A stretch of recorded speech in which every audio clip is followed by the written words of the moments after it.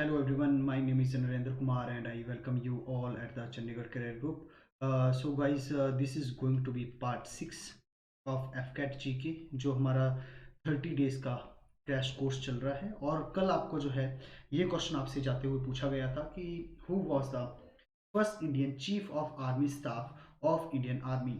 जो आपके ऑप्शंस आपको देखने को मिल जाएंगे, ऑप्शन ए था general K M Cariappa, option जो बी देखने को मिल जाएगा vice admiral R D Khatri, option C general Maharaja Rajendra Singh ji, उसके बाद जो है D none of the above. काफी इजी क्वेश्चन था और यदि आप एक ट्रू डिफेंस एस्पिरेंट हो तो ये आपको जो है बहुत इजीली पता होगा, इसलिए ये आपसे क्वेश्चन पूछा गया था।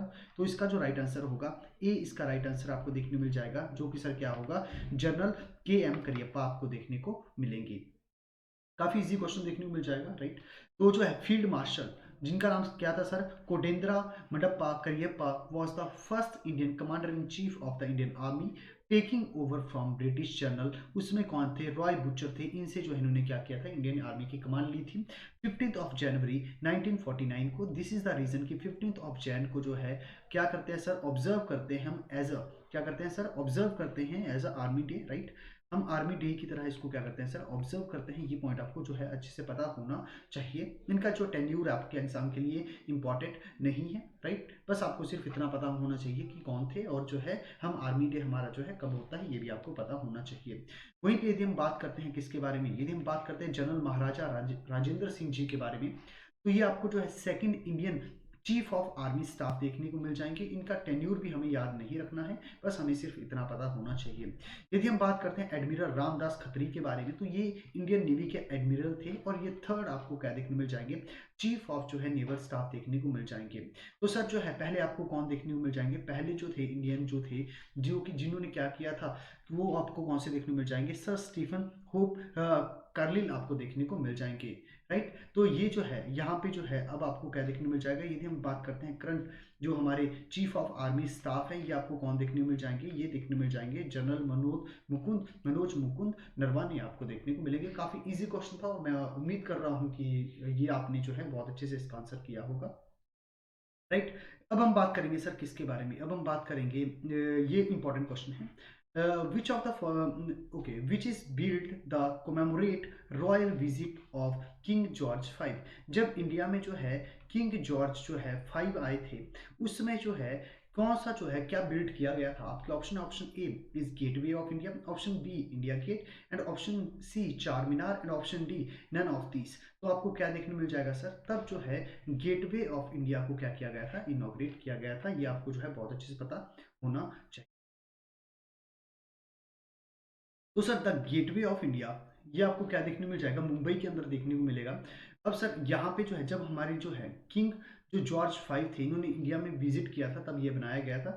बात है सर किसकी, 1911 की। और आपको क्या देखने को मिल जाएगा, उसमें जो है गवर्नर कौन थे सर बॉम्बे के, इनका नाम था सर जॉर्ज सिडन क्लर्क। इन्होंने जो है इसकी फाउंडेशन रखी थी और टोटल 4 साल लगे थे इसको कंप्लीट होने में। तो ये बहुत अच्छे से पता होना चाहिए आपको। यदि हम बात करते हैं सर किसके बारे में, यदि हम बात करते हैं इंडिया गेट के बारे में, तो इंडिया गेट का जो है कंस्ट्रक्ट किसने किया है सर, एडवर्ड ल्यूटन आपको देखने को मिल जाएंगे, जिन्होंने क्या किया है, इंडिया गेट के जो है आर्किटेक्चर आपको देखने को मिलेंगे। तो सर जैसा कि आपको देखने मिल जाएगा कि इंडिया गेट का जो है इनको बिल्ड किसके द्वारा किया है, एडमिन जो है ल्यूटन इनके द्वारा किया गया है। और जो है न्यू दिल्ली में ये यहाँ पे है। चार मीनार कहाँ पे है सर, ये देखने मिल जाएगा हैदराबाद में। और मोहम्मद कुली कुतुब शाह के द्वारा जो है इसको क्या किया गया है, बनाया गया है। ये सारे के सारे पॉइंट्स आपको बहुत अच्छे से पता होने चाहिए। काफी इजी क्वेश्चन देखने मिल जाएगा। Next question, the FIFA world cup जो 2022 का था, ये हेल्ड कहाँ पे हुआ था। आपके ऑप्शन है कहाँ पे होगा, आई एम रियली सॉरी, कहाँ पे होगा 2022 जो इस साल है। Option A Argentina, option B Germany, option C आपको क्या देखने को मिलेगा, कतर देखने को मिल जाएगा, एंड ऑप्शन डी आपको जो है रशिया देखने को मिल जाएगा। तो डेफिनेटली जो इसका राइट आंसर होगा, सी इसका राइट आंसर होगा, ये देखने को मिल जाएगा कतर। वहीं वहीं पे जो है जो 2018 के अंदर हुआ था, वो कहाँ पे हुआ था, रशिया के अंदर हुआ था। यदि हम बात करते हैं फीफा वर्ल्ड कप की, तो ये जो है स्टार्ट कब से हुआ है सर? 1930 के बाद जो है खेलना स्टार्ट किया गया है, और जो है हमेशा हर 4 साल बाद होता है। लेकिन 1942 में भी नहीं हुआ था, 1946 में भी नहीं हुआ था।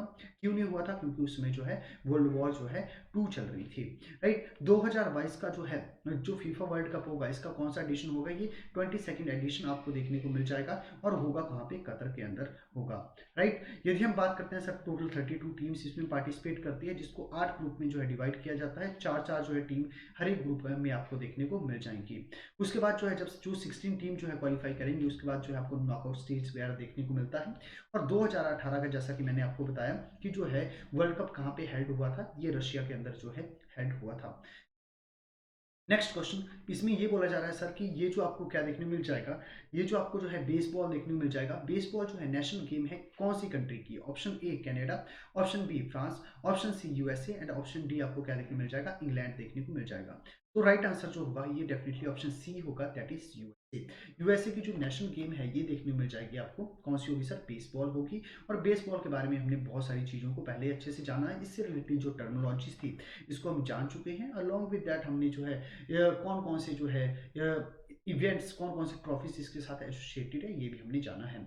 वहीं पे यदि हम बात करते हैं सर, अब हम बात जानने की कोशिश करेंगे कौन सी कंट्री का कौन सा खेल है, राइट। यदि हम बात करते हैं सर अफगानिस्तान की, इनका कौन होगा? बुस्काशी, राइट। अर्जेंटीना का क्या होगा? पाटो। याद नहीं करना है, जिसका मैं बोलूंगा बस उतना याद करना है। ऑस्ट्रेलिया का आपको क्या देखने को मिल जाएगा? ऑस्ट्रेलिया का आपको जो है देखने को मिल जाएगा कि क्रिकेट होगा और फुटबॉल होगा। बांग्लादेश का एक बार हमने ये जो है क्वेश्चन अटेम्प्ट किया था कि कबड्डी होगा। बरमूडा का क्या होगा? क्रिकेट होगा, बस दुख की बात ये है इतनी अच्छी टीम नहीं है। भूटान का क्या होगा सर? आर्चरी होगा। ब्राजील का आपको कैपरिया देखने को मिल जाएगा। बुल्गारिया का वेट लिफ्टिंग। कनाडा का very very important ice hockey देखने को मिल जाएगा विंटर में, और लैक्रोस देखने को मिल जाएगा समर में। चाइना का टेबल टेनिस, क्यूबा का बेसबॉल, इंग्लैंड का क्रिकेट, फ्रांस का फुटबॉल, यूएसए का बेसबॉल, स्विट्जरलैंड का शूटिंग एंड जिम्नास्टिक, श्रीलंका का वॉलीबॉल, स्कॉटलैंड का गोल्फ, रशिया का बैंडी, पाकिस्तान का फील्ड हॉकी, जापान का सुमो रेसलिंग, ईरान का रेसलिंग, जो हमारा क्या लिथुनिया है इसका basketball, Indonesia badminton, Italy football, Israel football. India का कोई भी नहीं है यहाँ पे, भले ही हॉकी लिखा हुआ है लेकिन जो है इंडिया का कोई भी नहीं है। ये भी आपको पॉइंट पता होना चाहिए। अगला जो क्वेश्चन है इसमें बोला गया है सर, जो आपको नोंग खेलम वाइल्ड लाइफ सेंचुरी देखने को मिल जाएगी, काफी न्यूज में ये रहती है। आपको बताना है कि कौन सी स्टेट के अंदर है। आपके ऑप्शन है, option A is Himachal Pradesh, option B Sikkim, option C Nagaland, and option D Meghalaya. तो इसका जो राइट आंसर देखने को मिल जाएगा डी राइट आंसर होगा, that is Himalaya, sorry Meghalaya, I am really sorry, it's right.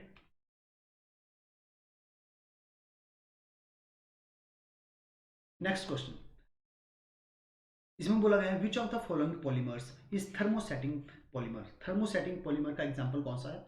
आपके एग्जाम, आपके जो ऑप्शंस है, ऑप्शन है thylene, option B polystyrene, option C bakelite, and option C neoprene. So the right answer is option C, that is bakelite. तो sir thermosetting जो है polymer कौन से होंगे हैं सर, जिनको जो है आपको क्या देखने को मिल जाएगा, एक बार जो हार्ड हो गए, फॉर एग्जांपल अभी थोड़ी सॉफ्ट है, तो एक बार उन्होंने जो शेप ले ली, उसके बाद जो है ये फिर से जो है उस शेप में नहीं जाएंगे। फॉर एन एग्जांपल कि मान लो ये क्या है, थर्मो एक आपका पॉलीमर है, ठीक है। अब अभी तो ये क्या है, सॉफ्ट है, तो हम जिसको इसको जैसे चाहें वैसे स्ट्रेच कर सकते हैं। एक बार इसने ये वाली जो शेप ले ली, फिर से ये वापस यहाँ पे नहीं जा पाएगा। इसको हम कहते हैं थर्मोसेटिंग जो है पॉलीमर कहेंगे, राइट। तो ये बेसिकली जो है क्या किया जाता है सर, ये जो है इसको हार्डन किया जाएगा by the process of the curing of a soft solid और विशेष लिक्विड, ये आपको देखने को मिल जाएगा। तो यदि हम बात करते हैं थर्मोसेटिंग के जो थर्मोसेटिंग जो पॉलीमर्स हैं, इसके जो एग्जांपल कौन से होंगे, आपको कौन देखने को मिल जाएंगे? पॉली यूरिथीन्स देखने को मिल जाएगा, उसके बाद पॉलीरिया देखने को मिल जाएगा, बैकलाइट और यूरिया फॉर्मेल्डिहाइड, ये सारे के सारे इसके क्या देखने को मिल जाएंगे, एग्जाम्पल देखने को मिलेंगे, पता होना चाहिए। यदि हम बात करें टाइलिन के बारे में, आपको जो है सिंथेटिक पॉलिस्टर फाइबर का एग्जांपल देखने को मिल जाएगा। और जो है आपको ये बेसिकली जो है फैब्रिक जो बैग्स वगैरह होते हैं इसको बनाने में यूज किया जाता है, और टाइलिन को जो है डेक्रोन भी कहा जाता है, राइट। वहीं पे यदि हम बात करते हैं पॉलीस्टीरीन की, तो ये बेसिकली आपको क्या देखने को मिल जाएगा सर, ये जो है एक सिंथेटिक एरोमेटिक हाइड्रोकार्बन पॉलीमर देखने को मिल जाएगा, जो मोनोमर से बनता है सर। और जो है इसको जो है स्टाइरिन भी कहते हैं, ये भी आपको पता होना चाहिए। जो फूड पैकेजिंग होती है, जो रेफ्रिजरेशन वगैरह चीज़ों में, इनमें इसका काफ़ी ज़्यादा यूज़ किया जाता है। और एक आपको क्या देखने को मिल जाएगा, जो पॉलीस्टाइन होता है एक तरीके का थर्मोकॉल ही आपको देखने को मिल जाएगा।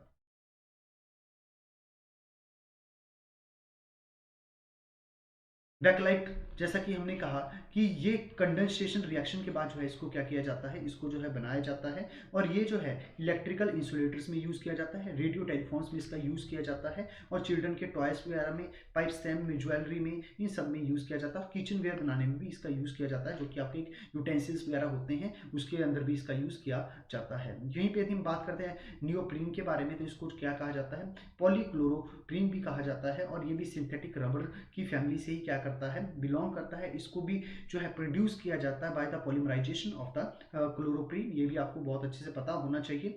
और इसकी एप्लीकेशन क्या है कि मेडिकल और स्पोर्ट्स जो आपके इक्विपमेंट होते हैं उसके अंदर जो है इसका क्या किया जाता है, यूज किया जाता है। ये भी आपको बहुत अच्छे से पता होना चाहिए। Next question, who was appointed by the Akbar as his court musician? Option A Abul Fazl, option B Mia Tansin, option C Raja Birbal, and option D Raja Todermal. So the right answer is option B, that is Mia Tansin.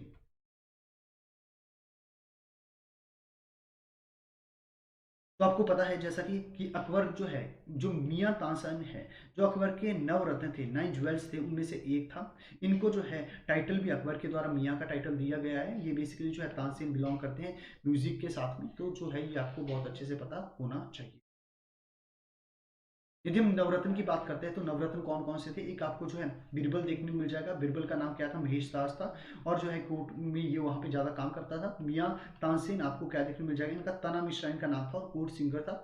वहीं पे यदि हम बात करते हैं sir किसके बारे में, यदि हम बात करते हैं अबुल फजल के बारे में, तो अबुल फजल आपको क्या देखने को मिल जाएंगे कि इन्होंने आईने अकबरी को लिखा है। फैजी कोट पोट देखने को मिल जाएंगे। महाराजा मान सिंह जो है आर्मी कंसल्टेंट थे। फकीर अजीउद्दीन ये सूफी सिंगर थे। मुल्ला दो प्याजा ये बेसिकली जो है आपके जो है मुस्लिम काउंटर पार्ट देखने को मिल जाएंगे। फाइनेंशियल कंसल्टेंट टूडर मल देखने को मिल जाएंगे। अब्दुल रहीम खाने खाना आपको जो है ये जो है हिंदी जो है राइटिंग में ज़्यादा क्या थे, इन्वॉल्व थे। तो ये आपको जो है नवरत्न के बारे में बहुत अच्छे से पता होना चाहिए।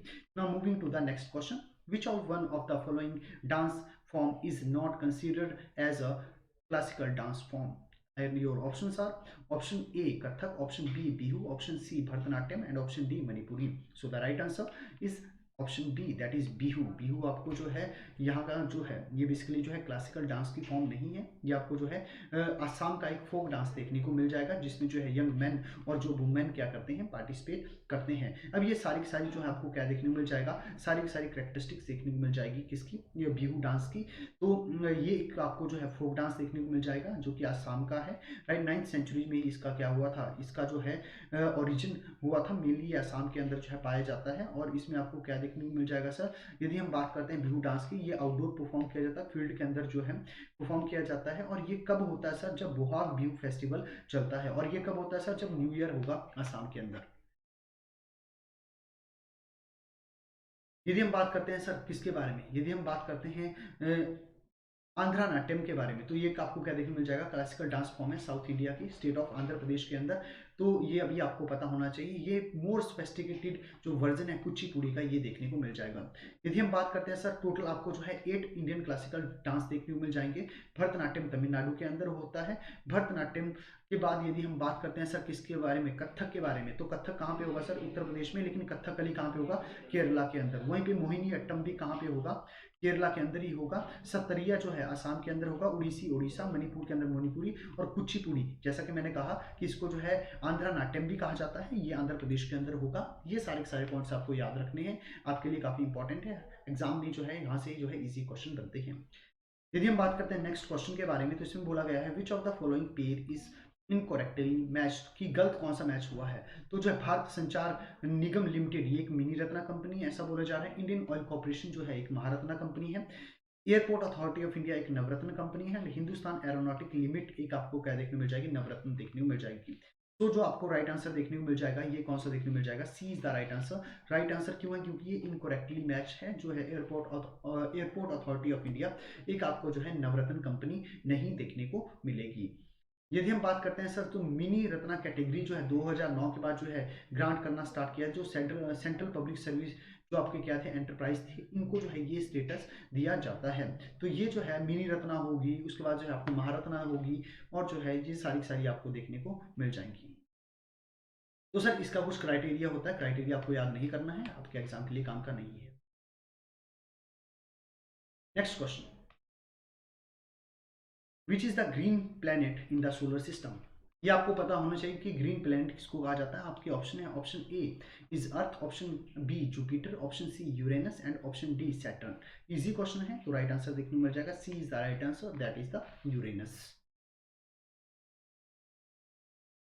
तो सर यूरेनस को जो है क्या कहा जाता है, ग्रीन प्लैनेट कहा जाता है। ये अपीयर होता है ग्रीनिश इन कलर, क्योंकि इसमें जो है मीथेन गैस अच्छी खासी होती है, इसके कारण ये थर्ड लार्जेस्ट आपको सोलर जो सिस्टम है इसका देखने को मिल जाएगा। और कूलेस्ट जो है आपको क्या देखने को मिल जाएगा, सोलर सिस्टम का ये प्लैनेट देखने को मिल जाएगा। सैटर्न की तरह इसमें रिंग्स होंगी। और विलियम हर्शल ने 1781 के अंदर क्या किया था सर, इसको जो है डिस्कवर किया था। ये भी आपको अच्छे से पता होना चाहिए।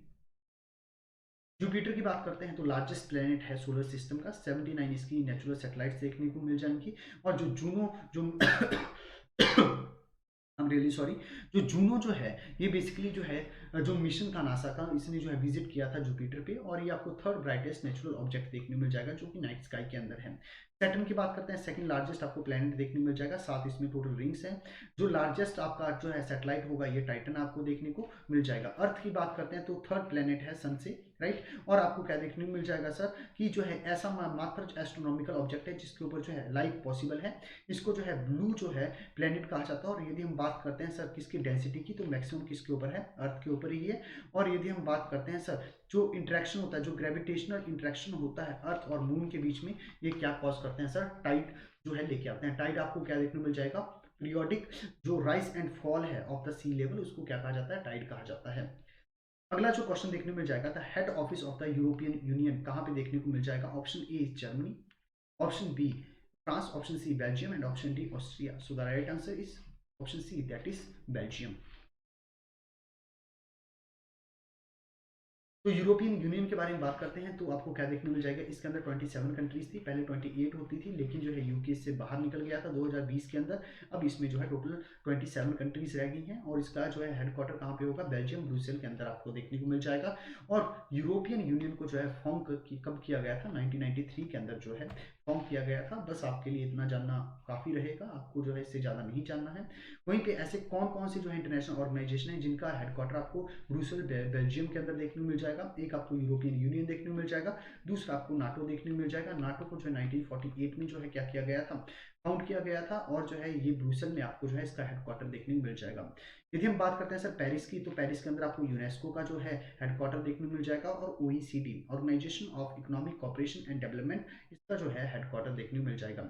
लंदन के अंदर सर जो है एक तो आपको इंटरनेशनल मार्टाइम ऑर्गेनाइजेशन का जो है हेडक्वार्टर देखने को मिल जाएगा, दूसरा जो है कॉमनवेल्थ ऑफ नेशंस है इनका हेडक्वार्टर देखने को मिल जाएगा। और एमनेस्टी इंटरनेशनल का हेडक्वार्टर देखने को मिल जाएगा। बर्लिन के अंदर ट्रांसपेरेंसी जो इंटरनेशनल है, ठीक है, ये सर जो है इसका हेडक्वार्टर आपको देखने को मिल जाएगा। बस पता होना चाहिए आपसे, ताकि जो है मैक्सिमम क्वेश्चन क्या हो पाए, हिट हो पाए।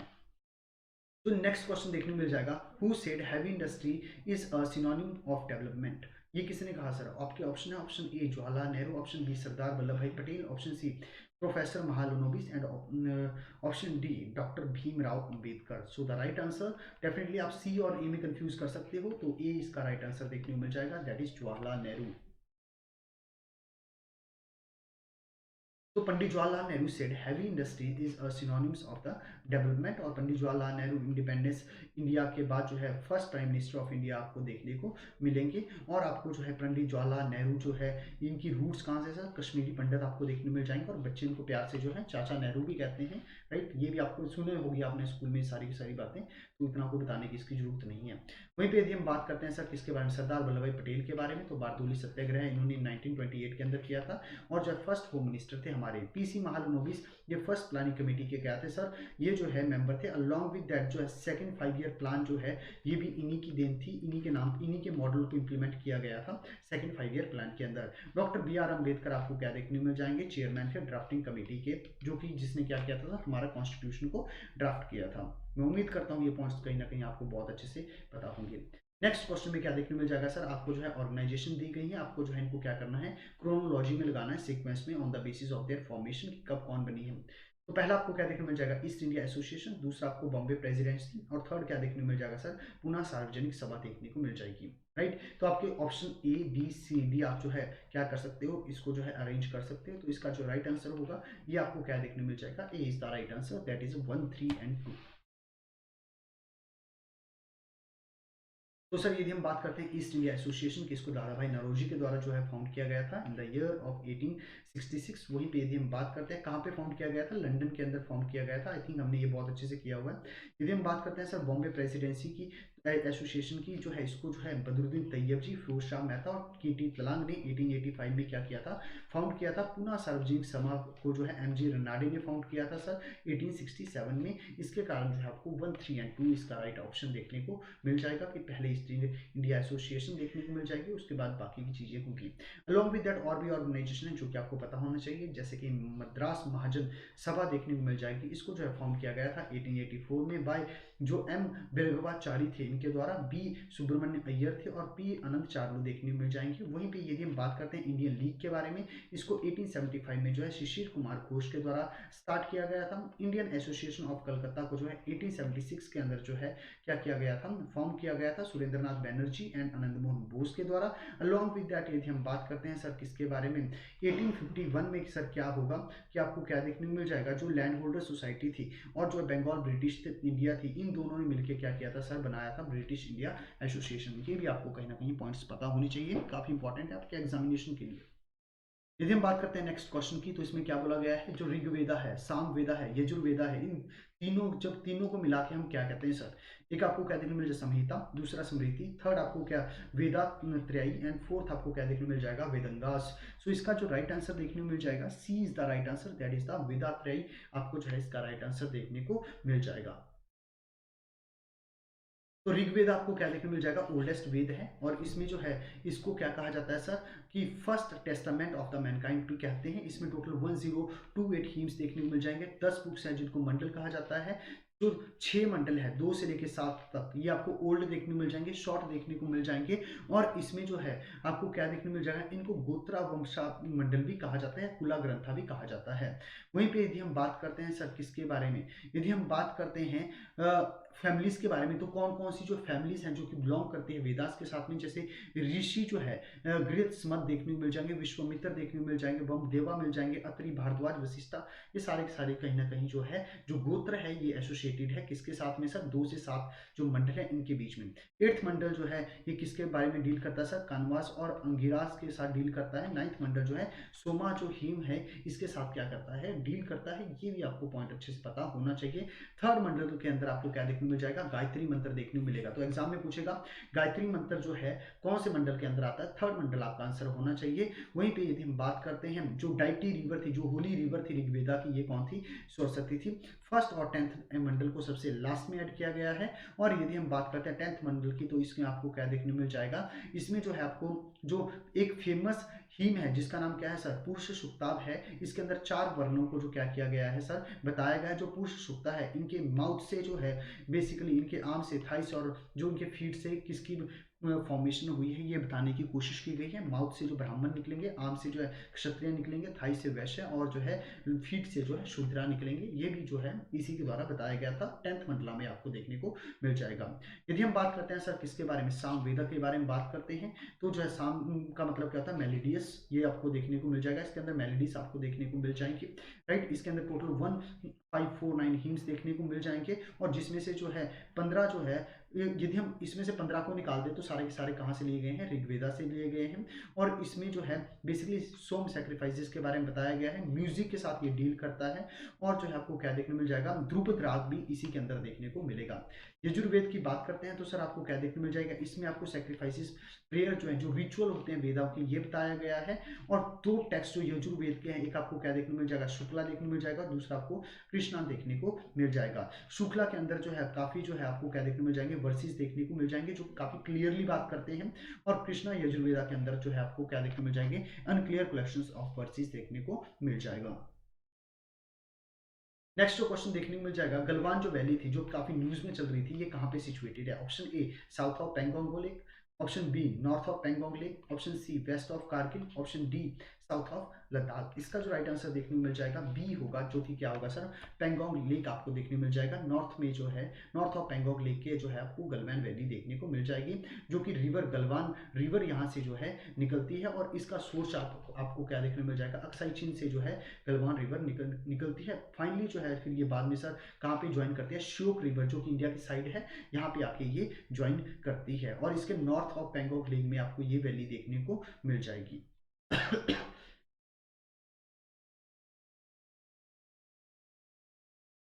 तो सर यहाँ पे आपको क्या देखने मिल जाएगा, ये रही आपकी जो है, यहाँ पे रही आपकी क्या सर, पेंगोंग लेक, और जो है इसके ऊपर जो है गलवान वैली आपको देखने मिल जाएगी, नॉर्थ में है, पता। नेक्स्ट क्वेश्चन, इजी क्वेश्चन है, which country is known as the light of the midnight sun. ये तो है आपके लिए जो है काफी इजी क्वेश्चन होना चाहिए, राइट। जो है इसके जो है ऑप्शंस आपको क्या देखने मिल जाएंगे सर, आपको जो है ग्रीनलैंड देखने को मिल जाएगा, अलॉन्ग विद दैट ग्रीनलैंड के साथ जो होंगे बाकी आपको जो है, जो बाकी के ऑप्शंस होंगे, आइसलैंड होगा, आयरलैंड होगा, और नॉर्वे देखने को मिल जाएगा। आई थिंक आपने आंसर देख ही लिया होगा, तो इसका जो राइट आंसर होगा डी, इसका राइट आंसर देखने को मिल जाएगा, जो कि क्या होगा सर, नॉर्वे होगा। नॉर्वे को जो है लैंड ऑफ जो है मिडनाइट सन कहा जाता है, ये आपको जो है बहुत अच्छे से पता होना चाहिए। क्यों कहा जाता है, क्योंकि आपको क्या देखने को मिल जाएगा, ये सारा का सारा जो मूवमेंट ऑफ द सन है, इसके ऊपर सारी सारी चीजें डिपेंड करती हैं। आपको ये देखने को मिल जाएगा मिड मई से जुलाई के बीच में सन कहाँ पे होगा, ट्रॉपिक ऑफ कैंसर के बीच में ऊपर होगा, जिसकी वजह से 6 महीने यहाँ पे सर क्या रहता है, सन रहता है, इसीलिए जो है आपको ये देखने को मिल जाएगा, इसको जो है लैंड ऑफ मिडनाइट सन कहा जाता है, राइट।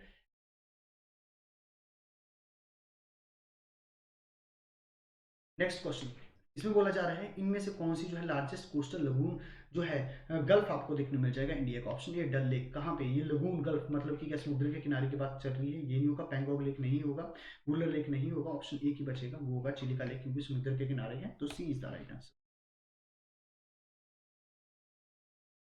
तो largest brackish water lagoon lake कौन सी है सर, चिलिका है, कहाँ पे है, उड़ीसा के अंदर आपको देखने को मिल जाएगी, ये बहुत अच्छे से आपको पता होना चाहिए। जो सेकंड लार्जेस्ट लगून लेक है सर, ये आपको क्या देखने को मिल जाएगी, इंडिया के अंदर। और यदि यहीं पे बात करते हैं वर्ल्ड की जो है, ये second largest brackish water lagoon lake है, पहली कौन सा, न्यू सेलिडोनिया है, जो कि बैरियर रीफ है, वहां पे आपको देखने को मिल जाएगी। यदि हम बात करते हैं चिल्का लेक की, एक वर्ल्ड हेरिटेज साइट आपको देखने को मिल जाएगी। बाकी की जो है और भी आपको लेक्स देखने को मिल जाएगी उड़ीसा के अंदर, जैसे अंसुपा लेक, कंजिया लेक, और उसमें पाटा लेक, ये सारी की सारी कहाँ पे है सर, उड़ीसा के अंदर ही देखने को मिलेगी। Wular lake Jammu and Kashmir, largest fresh water lake in India, याद रखना ही है। बेन्नाड लेक कहाँ पे है सर, केरला के अंदर, longest lake in India, longest key बात चल रही है। डल लेक सर कहाँ पे है, तो ये देखने को मिल जाएगी श्रीनगर के अंदर, राइट। और जो है ये जो है आपको क्या देखने को मिल जाएगा, जो है श्रीनगर क्या है, summer capital of the Jammu and Kashmir है, ये भी आपको पता होना चाहिए। पेंगोंग लेक के बारे में तो आप बहुत अच्छे से जानते होंगे, राइट। तो ये कहाँ पे, एल्टीट्यूड कितना है सर, 4350 मीटर आपको जो है एल्टीट्यूड देखने को मिल जाएगा। वर्ल्ड की हाईएस्ट सॉल्ट वाटर आपको लेक देखने को मिल जाएगी। यदि हम बात करते हैं अराउंड 160 किलोमीटर तक ये फैली हुई है, जिसमें से वन थर्ड इसका 33% जो है पोर्शन इंडिया के अंदर है, 66% कहाँ पे है, चाइना के अंदर है। और इसके ऊपर जो है काफ़ी ज़्यादा क्या होता है सर, जो है डिस्प्यूट चलता है इंडिया और चाइना के बीच में। चलिए आपको लास्ट क्वेश्चन देखने मिलेगा आज का, जो रेनबो है, it is the example of the spectrum that occurs due to, ये जो स्पेक्ट्रम मतलब कि क्या, जो बहुत सारे कलर्स दिखते हैं रेनबो में, किसकी वजह से दिखते हैं, reflection of the light, reflection of the light, multiple reflections, या फिर डिस्पर्शन ऑफ द लाइट। इसका जो राइट आंसर होगा डी, इसका राइट आंसर होगा, that is the dispersion of the light. Sir आपको ये पता होगा, जब भी व्हाइट लाइट है जो पास करती है किसी ग्लास प्रिज्म से, तो जो है ये जो बहुत सारे कलर्स को क्या करती है, ये जो है डिस्पर्स करती है, इसलिए जो है यहाँ पे टर्म आपको देखने मिल जाएगी, डिस्पर्सन देखने को मिल जाएगी। तो ऑर्डर ऑफ द कलर क्या होगा सर, जैसे बिग ब्यूर के बारे में आपने जरूर सुना होगा, जो violet, indigo, blue, green, yellow, orange, red, इसके बारे में जरूर सुना होगा। तो मल्टी कलर जो है एक आर्क बनती है, जिसको हम क्या कहते हैं सर, रेनबो कहते हैं, ठीक है। तो हमें ये पता चल गया सर, जब भी व्हाइट लाइट जो है ये स्ट्राइक करेगी प्रिज्म के साथ में, तो क्या करेगी, ये 7 कलर को छोड़ेगी। वैसे ही जो है यहाँ पे वाटर ड्रॉपलेट एक्ट करती है एज अ प्रिज्म, और इसमें से जब व्हाइट लाइट पास करती है, तो जो है ये क्या करता है, मल्टीपल जो कलर्स हैं इनको डिस्पर्स करता है, जिसके कारण जो है आपका क्या बनता है, रेनबो बनता है। और यही सारी की सारी जो है बातें यहाँ पे बताई गई हैं।